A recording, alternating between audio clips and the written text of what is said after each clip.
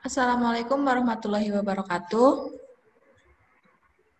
Perkenalkan, nama saya Rofika Aulia Zahra dan teman saya Sumi Sumarni. Kami dari Pendidikan IPA semester 7. Di sini kami akan memaparkan hasil artikel pengabdian kami yang berjudul Fasilitasi Pojok Baca berbasis kode QR dan pendampingan belajar pada masa pandemi COVID-19. Yang pertama akan disampaikan oleh Sumi.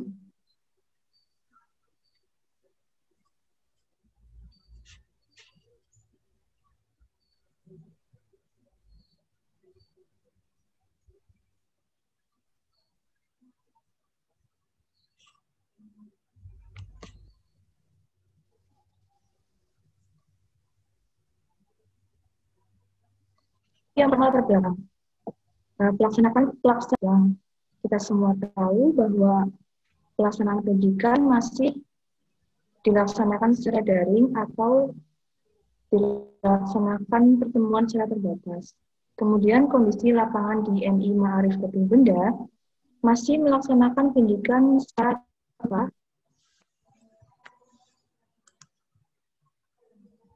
dengan cara kelompok secara terbatas. Karena di sana itu pembelajaran secara daring dianggap kurang efektif karena bagi guru siswa di MA Kedung Benda masih kurangnya kecapapan terhadap teknologi dan akses internet yang masih terbatas. Kemudian perlunya fasilitas mendukung belajar lebih pada masa pandemi saat ini. Yang kita ketahui bahwa pusat pembelajaran seperti perpustakaan atau bahkan sekolah-sekolah atau sarana dan prasarana itu masih sangat terbatas, sangat minim karena adanya pandemi saat ini. Kemudian penyesuaian pembelajaran pada masa pandemi saat ini perlu adanya metode atau perlu fasilitas yang menyesuaikan dengan masa pandemi. Sehingga kami membuat pojok baca berbasis kode QR dan penerapan pembelajaran dengan metode fun learning pada masa pandemi saat ini. Lanjut ke metode. Selanjutnya metode. Metode pelaksanaan pada kegiatan ini terbagi dalam beberapa tahap. Tahap pertama yaitu tahap perencanaan. Nah, pada tahap perencanaan ini dilakukan survei kondisi lapangan, identifikasi permasalahan dari keadaan lapangan, kemudian penyusunan timeline, selanjutnya melakukan rancangan pojok baca yang akan dibuat, kemudian memilih metode dan materi untuk pendampingan belajar. Tahap yang kedua yaitu pelaksanaan pembuatan pojok baca berbasis kode QR. Pembuatan pojok baca ini diawali dengan pengumpulan bahan. Kemudian mendesain kode QR. Kemudian mencetak kode QR. Selanjutnya sosialisasi penggunaan pojok baca berbasis kode QR. Tahap yang ketiga yaitu pelaksanaan kegiatan pendampingan belajar dengan metode fun learning.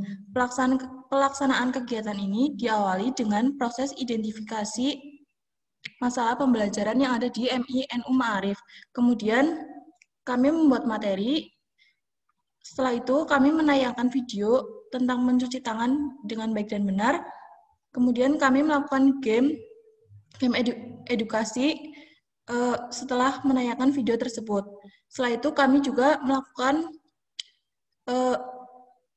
pemberian hadiah untuk siswa yang bisa menjawab pertanyaan.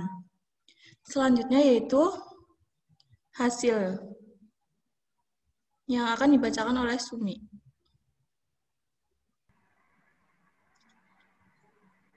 Nah, untuk hasilnya yang pertama pembuatan pojok baca berbasis kode QR.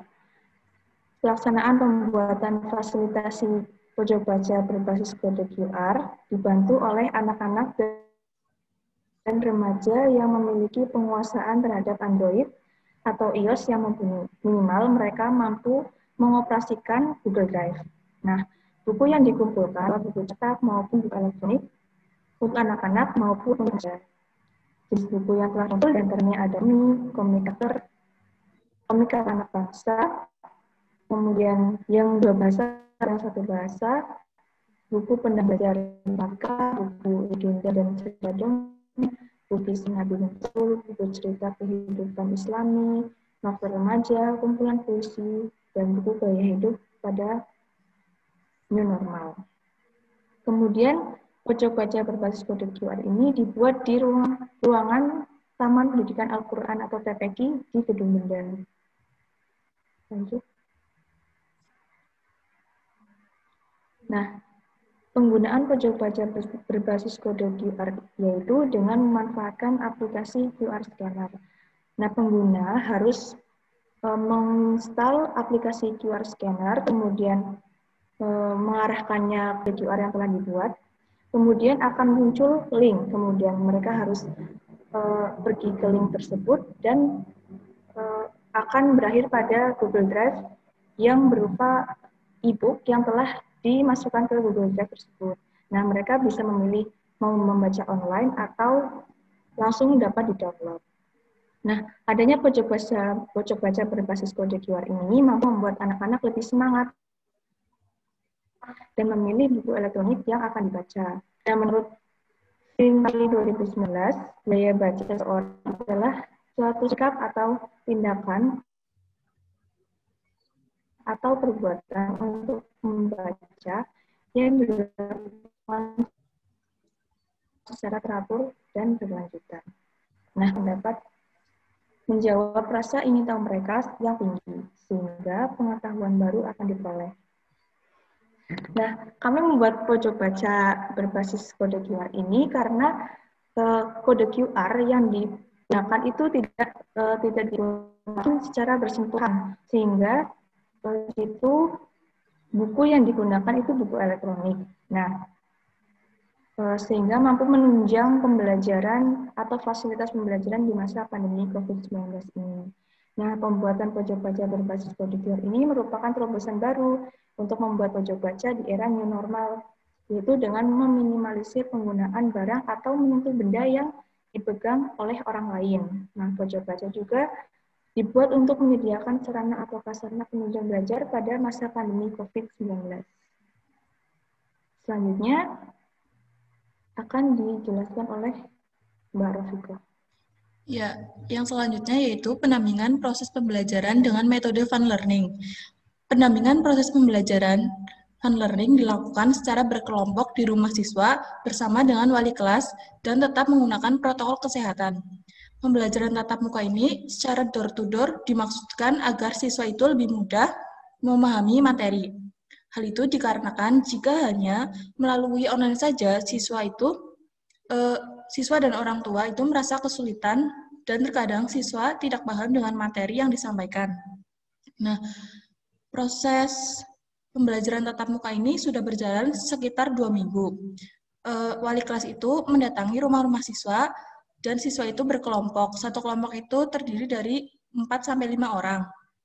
Keuntungan proses pembelajaran tatap muka ini yaitu yang pertama, kegiatan pembelajaran secara tatap muka dapat membuat guru bisa lebih memahami karakter siswa. Yang kedua yaitu guru lebih memahami kekurangan dan kelebihan setiap siswa. Yang ketiga, guru bisa memantau setiap perkembangan siswa. Yang keempat, siswa lebih memahami materi yang diajarkan. Dan yang kelima, waktu dan tempat untuk proses pembelajaran itu lebih fleksibel.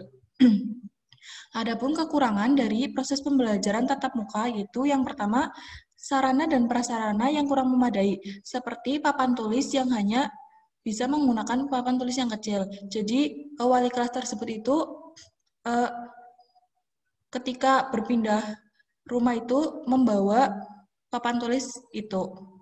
Yang kedua itu sulit dalam memberikan informasi kepada siswa ketika terdapat perubahan jadwal pembelajaran, karena setiap siswa banyak yang tidak menggunakan WA. Yang selanjutnya yaitu proses pembelajaran dengan metode fun learning itu dilakukan dengan memberikan motivasi kepada para siswa, kemudian melakukan ice breaking agar mereka lebih fokus dan semangat, lalu memberikan materi tematik keberagaman budaya, dan dilanjutkan dengan menonton video, mencuci tangan yang baik, dan protokol keluar serta masuk ke rumah. Mereka itu melihat dan memperhatikan cara mencuci tangan yang baik. Ketika sudah selesai menonton video, mereka mempraktekkan cara mencuci tangan yang baik dan benar. Nah, dengan menggunakan sistem reward dan punishment, mereka itu bersemangat mengikuti kegiatan ini. Jika ada yang bisa menjawab, maka kami memberikan hadiah kepada mereka. Dan jika mereka salah, kami akan memberikan hukuman berupa pertanyaan pengetahuan umum yang telah dipelajari di sekolahan. Sehingga mereka merasa senang dan tidak bosan dengan proses pembelajaran yang digunakan. Proses pembelajaran fun learning ini merupakan strategi yang digunakan untuk menciptakan lingkungan belajar yang efektif, menerapkan kurikulum, menyampaikan materi, memudahkan proses belajar yang mengakibatkan prestasi belajar peserta didik itu mengalami peningkatan. Selanjutnya, kesimpulan dan saran. Kesimpulan dari program yang kami ambil yaitu adanya pojok baca berbasis kode QR dan fasilitasi pembelajaran di masa pandemi COVID-19 membuat kegiatan belajar dari rumah atau BDR menjadi lebih menyenangkan. Dengan bertambahnya minat baca melalui pojok baca berbasis kode QR dan ketidakjenuhan dalam pembelajaran di masa pandemi COVID-19 membuat kegiatan belajar dari rumah menjadi lebih bermakna dan tidak sia-sia. Jadi, dengan bertambahnya minat baca dan hilangnya kejenuhan merupakan langkah awal bertambahnya kualitas pendidikan, meskipun dalam keterbatasan pada masa pandemi COVID-19.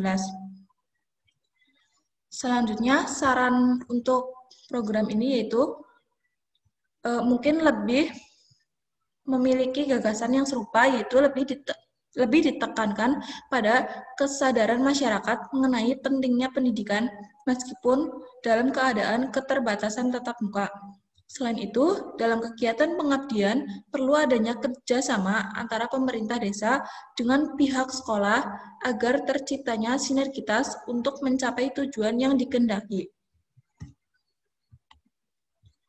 Sekian yang dapat kami sampaikan. Apabila ada salah kata, kami mohon maaf. Wassalamualaikum warahmatullahi wabarakatuh.